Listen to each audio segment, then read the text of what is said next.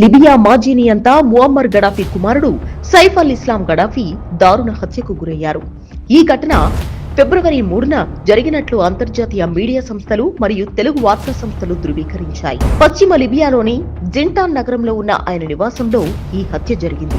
మంగళవారం మధ్యాహ్నం సుమారు 2 గంటల సమయంలో నలుగురు ముసుగు ధరించిన గుర్తు తెలియని సాయుధ దుండగులు ఆయన ఇంట్లోకి చొరబడ్డారు. దుండగులు లోపలికి ప్రవేశించే ముందే అక్కడి నిఘా కెమెరాలను ధ్వంసం చేశారు. ఆ తర్వాత సైఫ్ పై విచక్షణారహితంగా కాల్పులు జరిపి పారిపోయారు.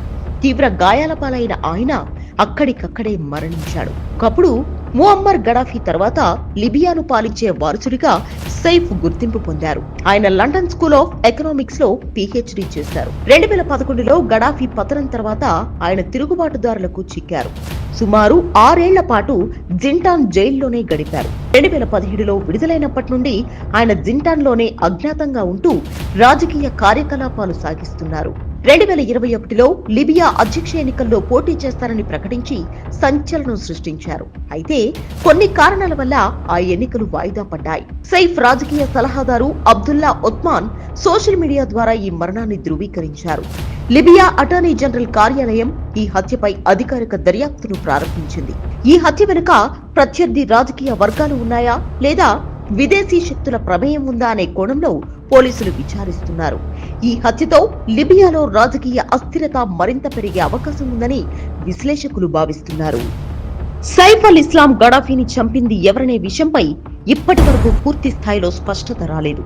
అయితే ఈ హత్యకు సంబంధించి ప్రస్తుతం అందుబాటులో ఉన్న సమాచారం ఏంటో చూద్దాం. అసలు హంతకులెవరు? జింటాన్ లోని ఆయన నివాసంలోకి నలుగురు ముసుగు ధరించిన దుండగులు చొరబడి ఈ దాడికి పాల్పడ్డారు. వారు లోపలికి రాగానే మొదట CCTV కెమెరాలను ధ్వంసం చేసి ఆ తర్వాత సైఫ్ పై కాల్పులు జరిపారు. దాడి జరిగిన తీరును బట్టి ఇది సాధారణ నేరస్తులు చేసిన పని కాదని, ఒక పక్కా ప్రణాళికతో జరిగిన కమాండో తరహా ఆపరేషన్ అని ఆయన న్యాయవాది మార్సెల్ సెకాల్డీ పేర్కొన్నారు. హంతకుల గుర్తింపు ఇంకా బయటపడనప్పటికీ కొన్ని కోణాల్లో దర్యాప్తు జరుగుతోంది. సైఫ్ త్వరలో జరగబోయే అధ్యక్ష ఎన్నికల్లో పోటీ చేయడానికి సిద్ధమవుతున్నారు. ఆయన గెలిస్తే గడాఫీ వర్గం మళ్లీ అధికారంలోకి వస్తుందన్న భయంతో ప్రత్యర్థి రాజకీయ వర్గాలు ఈ హత్యకు పాల్పడి ఉండవచ్చని అనుమానిస్తున్నారు. గతంలో ఆయనను బంధించిన జింటాన్ కు చెందిన కొన్ని సాయుధ గ్రూపులకు సైఫ్ కు మధ్య విభేదాలు ఉన్నాయి. ఆయన తమ భూభాగంలో ఉండడం ఇష్టం లేని వారు ఈ పని చేసి ఉండవచ్చుననే వాదన కూడా ఉంది.